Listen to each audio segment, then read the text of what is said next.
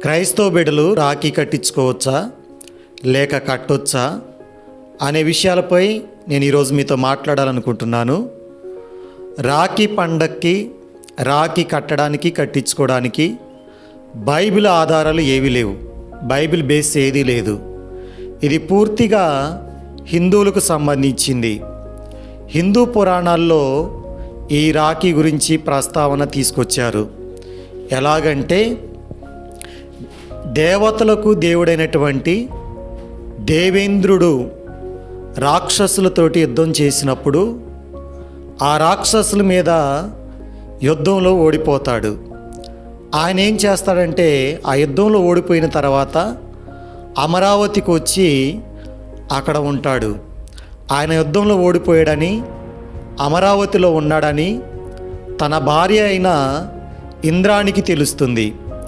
ఇంద్రానికి తెలిసినప్పుడు ఆమె ఏం చేస్తుందంటే పార్వతీ పరమేశ్వరుని దగ్గరికి వెళ్ళి లక్ష్మీనారాయణకి ఆమె పూజ చేస్తుంది. రావణ పౌర్ణమి రోజు లక్ష్మీనారాయణ దేవునికి పూజ చేసి ఆ దేవుని దగ్గర నుండి ఒక దారం తీసుకొచ్చి తన భర్త అయిన దేవేంద్రునికి కడుతుంది. ఆమె కట్టినప్పుడు ఆ దేవేంద్రునికి ఒక ఉత్సాహం అతనిలో కలుగుతూ ఉంటుంది. ఆ ఉత్సాహం కలిగినప్పుడు ఆ భార్య చెప్తుంది, నేను ఈ యొక్క తాడు కట్టాను కాబట్టి నువ్వు వెళ్ళి యుద్ధం చేయి అని చెప్తుంది. ఆ విషయం తెలుసుకొని కొంతమంది దేవతలు కూడా వచ్చి ఆయనకి తాడు కడతారు. కట్టిన తర్వాత ఈ దేవేంద్రుడు యుద్ధానికి వెళ్ళి యుద్ధంలో గెలిచినట్టుగా మనం చూస్తున్నాం. ఈ రాఖీ పండగ ఒక కారణం దీన్ని ఆధారం చేసుకుని వచ్చింది. రెండవ కారణం ఏంటంటే ఇతిహాసాల్లో ఉంది, శ్రీకృష్ణునికి ఒక మేనత్త ఉంది. ఆ మేనత్తకు ఒక బాబు పుడతాడు. ఆ బాబు పుట్టినప్పుడు వికృతంగా పుడతాడు.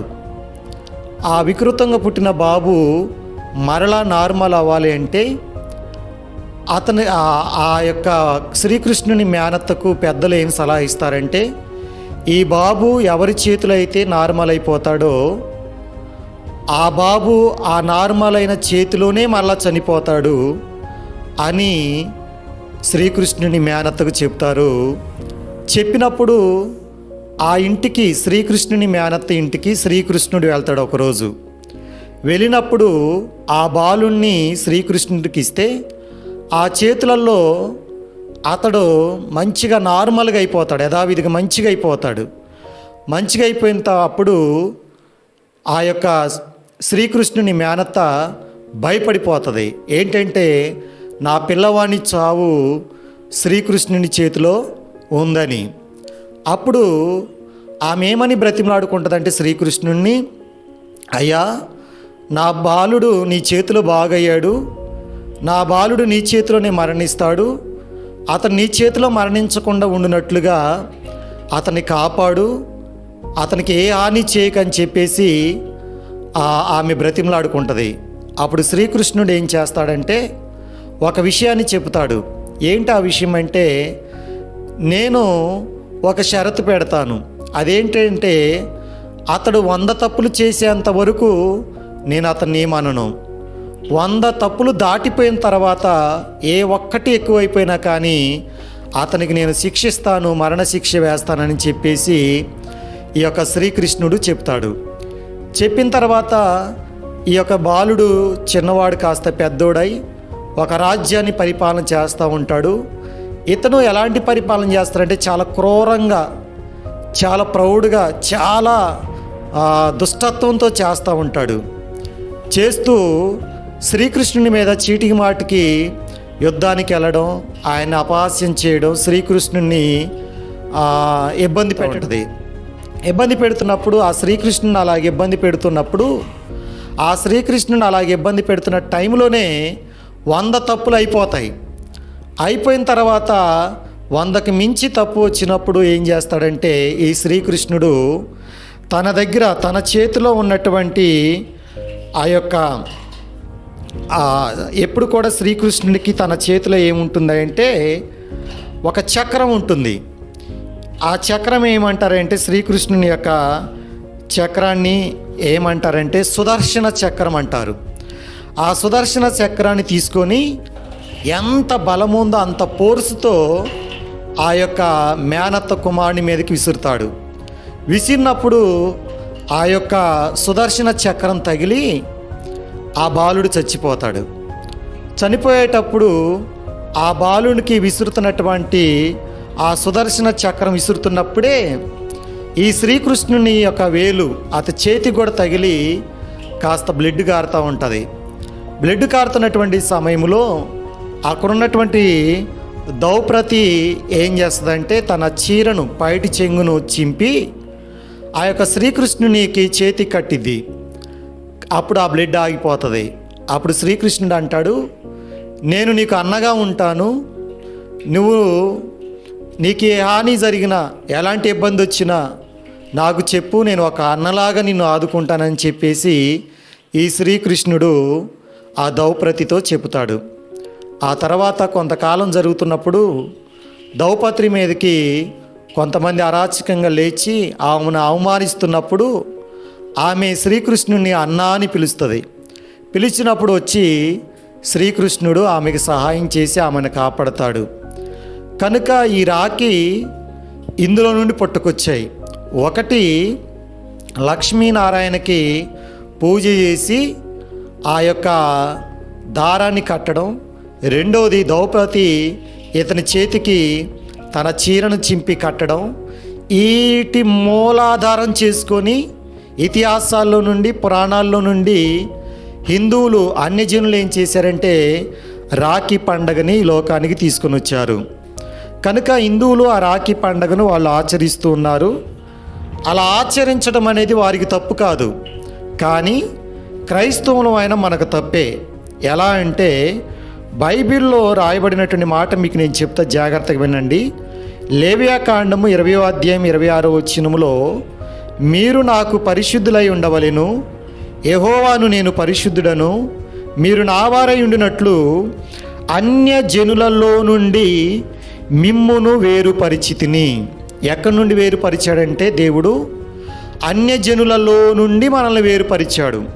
వేరుపరచడం అంటే అర్థం ఏంటంటే వారి ఆచారాలు, వారి తలంపులు, వారి పద్ధతులు, వారి పూజలు, వారి అలవాట్లు, వారు చేస్తున్న పండుగలు, వీటన్నిటి నుండి దేవుడు మనల్ని వేరు చేశాడు. ఎందుకంటే మనము ఆయన వారమై ఉండినట్లుగా మనల్ని వేరు చేశాడు. కాబట్టి ఇప్పుడు లక్ష్మీనారాయణకి పూజ చేసి కట్టిన దారాన్ని, ద్రౌపది కట్టినటువంటి చీర, ఆ యొక్క కట్టుని రాఖీ పండగలోకి వాళ్ళు తీసుకొచ్చారు. మనం వేరుపాటు చేయబడిన వారం అన్ని జనుల్లో నుండి మరలా వారు పెట్టినటువంటి పద్ధతులు, వారు పెడుతున్నటువంటి పండుగ విధానాలు, వారి ఆచారాలు మనము ఆచరించకూడదు. పేతురుపత్రిక 4వ అధ్యాయము 3వ వచనంలో కూడా అదే ఉంది. పూర్వకాలంలో మనం అన్ని జనులమై ఉన్నప్పుడు వారి ఆచారాలు, వారి పద్ధతులు, వారి యొక్క విందులు, వినోదాలు మనం జరిగించాం గత కాలంలో. దాని నుండి ఇప్పుడు దేవుడు మనల్ని వేరుపడి చేశాడు. కాబట్టి ఇప్పుడు ఇక అన్యజనుల దారిలోనికి మనం వెళ్ళకూడదు.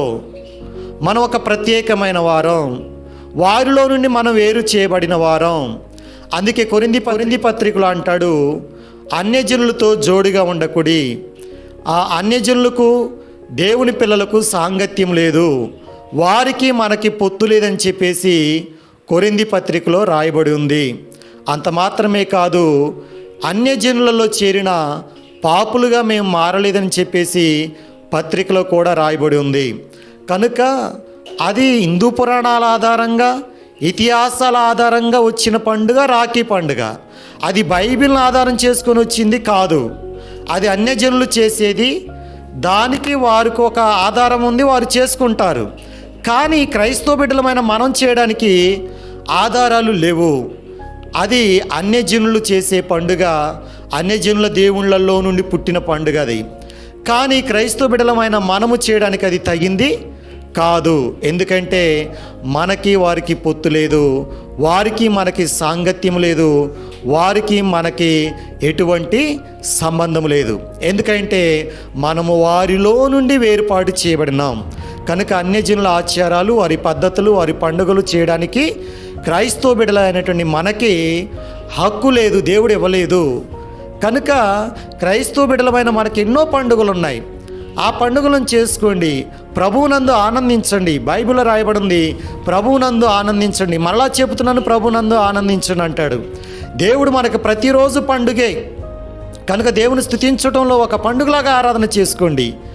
తర్వాత ఇంకా మనం చెప్పాలి అంటే, మనము దేవుని యందు ఆనందించడం మాత్రమే కాదు ప్రియ సంగమా, దేవునికి వ్యతిరేకమైన పనులు మనం ఏది కూడా చేయకూడదు. దేవునికి వ్యతిరేకమైన పనులు చేసి మనం శాపాలను తెచ్చుకోవడానికి వీలు లేదు.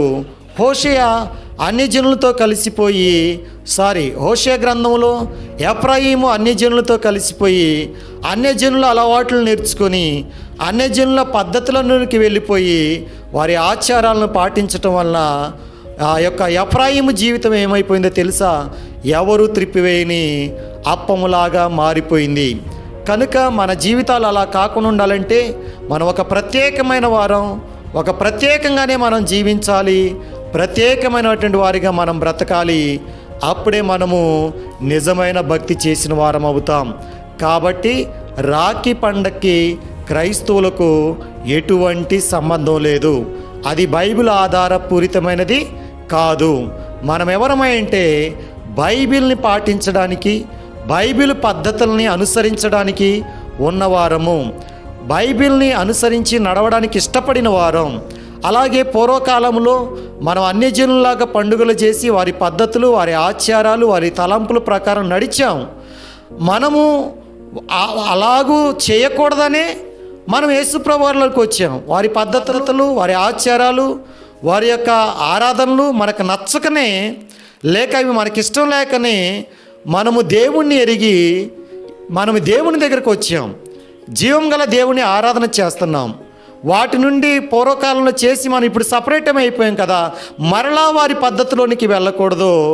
ఒకవేళ వెళితే అది మనకి పాపంగా మారిద్ది. వారికి మాత్రం అది పాపం కాదు వారి దృష్టిలో, కానీ మనకైతే మాత్రం అది పాపంగా పరిగణించబడుతుంది. కనుక క్రైస్తవ బిడలు సాధారణంగా సాధ్యమైనంత వరకు ఆ పండుగ ఆచరించకపోవడం అనేది మనకెంతో దీవెన, ఆశీర్వాదం. కనుక ఈ విషయంలో రాజీ పడొద్దు. ఈరోజు రాజీ పడి మనం బ్రతికినట్లయితే రేపు దేవుని దగ్గర లెక్క అప్పచెప్పవలసిన వారంగా ఉంటాం. అసలు మన రక్షకుడు ఎవరో తెలుసా? యేసు ప్రభువారు. అన్న చెల్లికి రక్షకుడుగా ఉంటారనుకుంటారు, లేకుంటే తమ్ముడు చెల్లికి అక్కకో రక్షకుడుగా ఉంటారనుకుంటారు. కానీ ఈ రోజులు ఎలా మారిపోయినాయి అంటే, ఆ అన్నని నమ్మే రోజులు లేవు, తమ్ముడిని నమ్మే రోజులు లేవు. నేను నీ తోడుగా ఉంటానని చెప్పిన వారే మోసం చేసే రోజులుగా ఉన్నాయి. కానీ యేసుప్రభువు వారి గురించి రాయబడింది, ఆయన లోకరక్షకుడు, యుగ సమాప్తి వరకు సదాకాలం మనకు తోడుగా ఉండే దేవుడు. ఆ రక్షకుణ్ణి, ఆ దేవుణ్ణి మర్చిపోయి ఆయనకు కృతజ్ఞతలు చెల్లించకుండా మనం వేరే వారి ఆచారాల్లో పడిపోయి జీవం గల దేవుణ్ణి మర్చిపోవద్దు. ఆయన అలవాట్లను మనం మర్చిపోవద్దు, ఆయన చెప్పిన మాటలను మర్చిపోవద్దని సేవకునిగా మీకు నేను తెలియజేస్తూ, దానికి మనకు సంబంధము లేదని ప్రభు పేరిట మీకు నేను తెలియజేస్తా ఉన్నాను.